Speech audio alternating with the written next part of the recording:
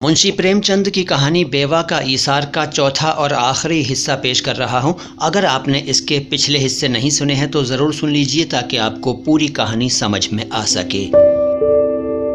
इंद्रजीत सिंह की वफ़ात के 6 माह बाद एक रोज़ इंद्रजीत सिंह के मुलाजिम ने आकर मुझे एक चिट्ठी दी। मैंने चिट्ठी खोलकर पढ़ी। चिट्ठी चंद्रकला के हाथ की लिखी हुई थी। उसमें सिर्फ इस कदर दर्ज था, आज किसी वक्त मुझसे आकर मिलिए, एक ज़रूरी काम है। चंद्रकला। मैंने चिट्ठी की पुष्ट पर लिख दिया कि मैं शाम को आऊँगा। शाम को मैं चंद्रकला के पास गया। जाकर बैठने के कुछ देर बाद मैंने पूछा, मुझे किस लिए बुलाया था?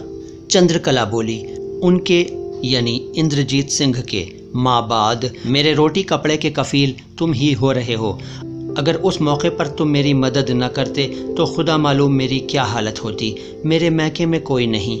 मेरे ननद और नंदोई ने भी खुश्क सलूक रवा रखा, इसलिए इस वक्त तुम्हारे सिवा मेरा कोई नहीं है। तुमने जो कुछ किया उसके लिए ताउम्र मैं तुम्हारी एहसान मंद रहूँगी। मैंने कहा, इसके कहने की कोई ज़रूरत नहीं, मैंने जो कुछ किया अपना फ़र्ज़ समझ कर किया। चंद्रकला, मैं तुम्हारे कर्ज़े से कभी सुबुक दोष नहीं हो सकती, मगर मैं चाहती हूँ कि मुझसे भी तुम्हारी थोड़ी बहुत खिदमत हो सके। मैंने कहा, तुम्हारी बात मेरी समझ में न आई, तुम्हारा मतलब क्या है? चंद्रकला कुछ देर खामोश रहकर बोली, मुझे बेशर्म समझो, बेहया समझो, खाह कुछ ही समझो, मगर अब मुझसे कहे बगैर नहीं रहा जाता। अब तक मैं पसो पेश करती रही, मगर अब मैंने तहैया कर लिया है। मैं क्या तहैया कर लिया है? चंद्रकला, कि तुम्हारे साथ शादी करूंगी। मैं चौंक पड़ा, मुझे अपने कानों पर एतबार न आया। मैंने फिर पूछा, क्या कहा? चंद्रकला, यही कि तुम मेरे साथ ब्याह करके मेरा बेड़ा पार करो। मैं इस तरह अपनी ज़िंदगी नहीं गुजार सकती। इस तरह की ज़िंदगी बसर करने से मेरे दिल को चैन और इत्मीनान नसीब न होगा।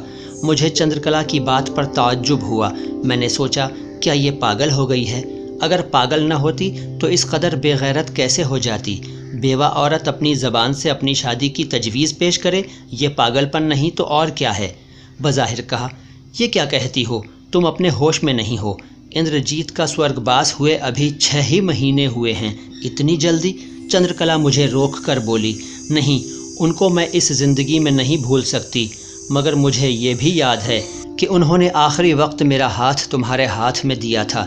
मैं उनका मतलब समझ गई थी। मैं उन्हीं की ख्वाहिश की तकमील कर रही हूँ। इसमें मेरे 2 मकसद हैं।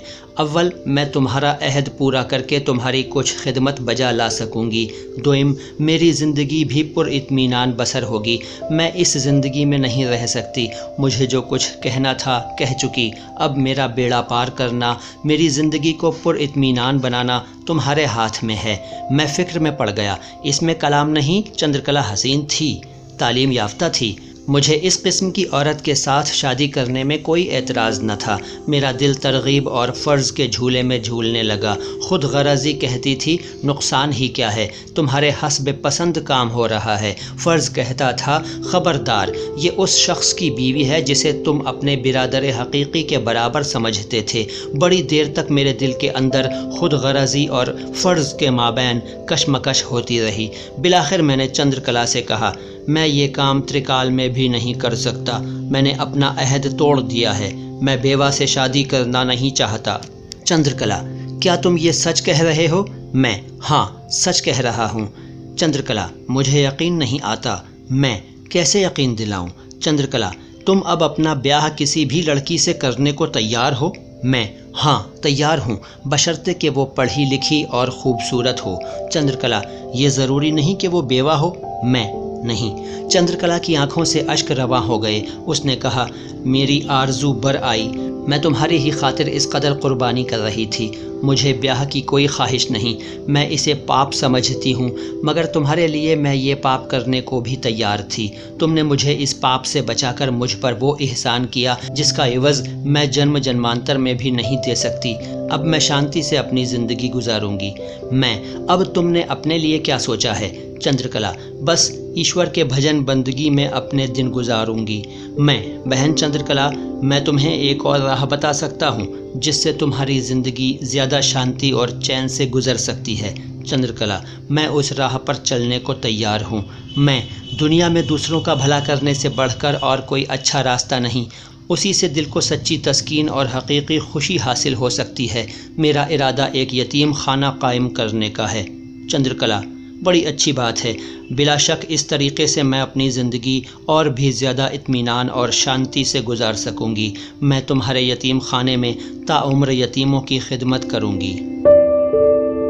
दोस्तों, ये थी मुंशी प्रेमचंद की कहानी बेवा का ईसार। मुझे यकीन है कि आपको पूरी कहानी बहुत अच्छी लगी होगी। इस वीडियो को लाइक कर दीजिए और अगर आपने हमारे चैनल को सब्सक्राइब नहीं किया है तो सब्सक्राइब कर लीजिए। बेल आइकन भी प्रेस कर लीजिए और बेल आइकन प्रेस करने के बाद ऑल ऑप्शन ले लीजिए ताकि आपको हमारे आने वाले सभी वीडियोज़ की जानकारी फ़ौरन मिल जाया करे। मैं हूँ मोइन शमसी, आता हूँ लेकर आपके लिए कोई और अच्छी सी जानकारी, अच्छा सा वीडियो। सलाम हिंदुस्तान।